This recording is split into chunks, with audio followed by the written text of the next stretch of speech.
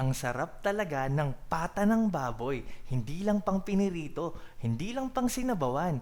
Napakasarap din sarsahan. Tulad na lang ng ginawa kong pata kaldereta. Madali pa to sa easy, tuturuan ka ni Tipsy. Let's go! Yo, welcome to Pimp Your Food. Simulan na agad natin ang pagluluto. Ayan, nakita nyo, sinimulan ko ito sa pagpiprito ng carrots at patatas. Ayan. Ayon sa iba, extra step lang daw ito. Pero aaminin ko, minsan di ko rin to ginagawa, no? Pero kapag sinisipag kayo, magsubukan yung iprito ang inyong patatas at carrots. At lalo na yung patatas, iba talaga ang lasa niyan kapag pinirito muna. Ayan, bago natin ihalo sa ating lulutuin. Ayan, tulad na lamang nitong kaldereta. Alright, kapag nag-brown na yung edges ng carrots at patatas, pwede na natin yan iset aside muna. Tapos, stir fry natin ang ating bell pepper ng kahit mga 60 seconds lang. Infuse lang natin yung lasa sa oil. Tapos, set aside natin. And then, isi-sear natin ang ating pata. Ayan, lagpas lang yan ng konti sa 1 kilo.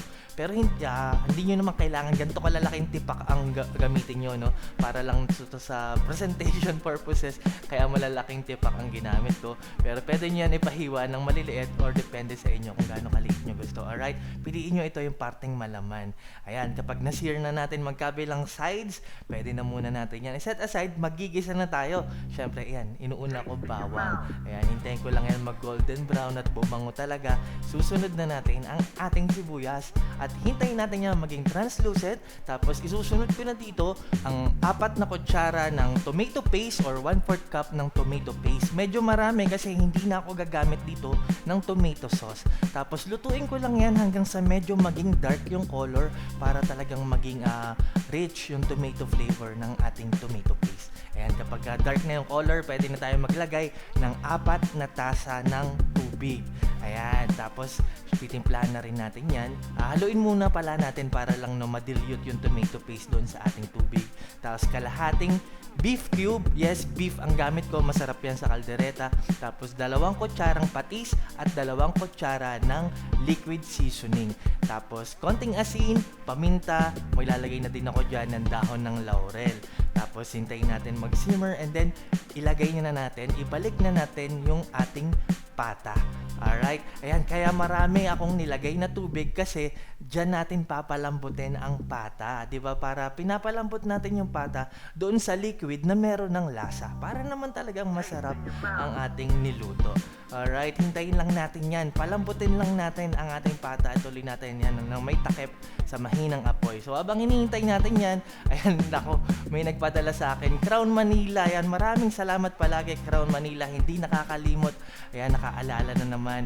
Ayan, kung gusto nyo i-check ang merch ng Crown Manila, hindi lang magagandang cups ang merch nila, no? Marami pang iba. Check nyo lang sa Facebook, Crown Manila.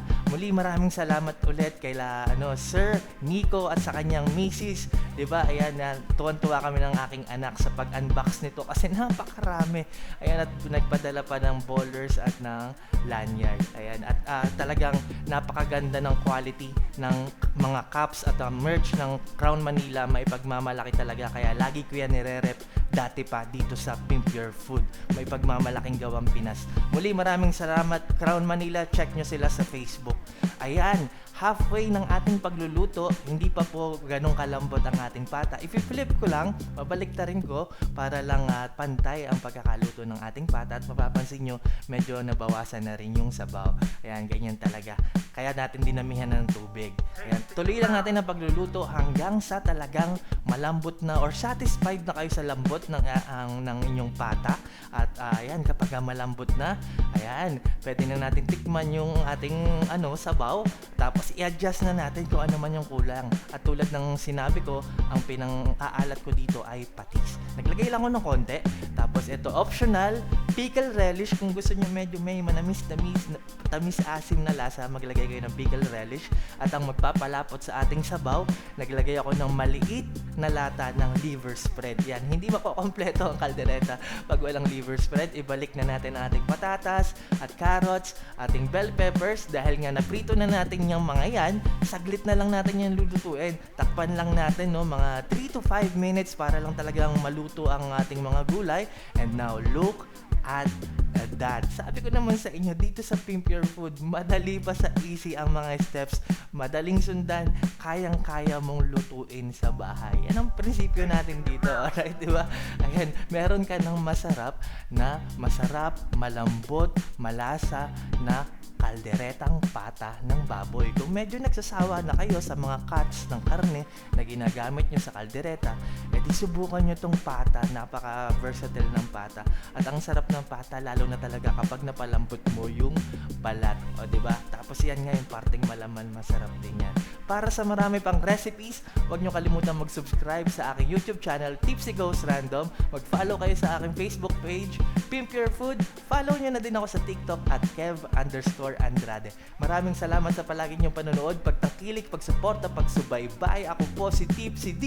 God bless sa inyong lahat. Peace!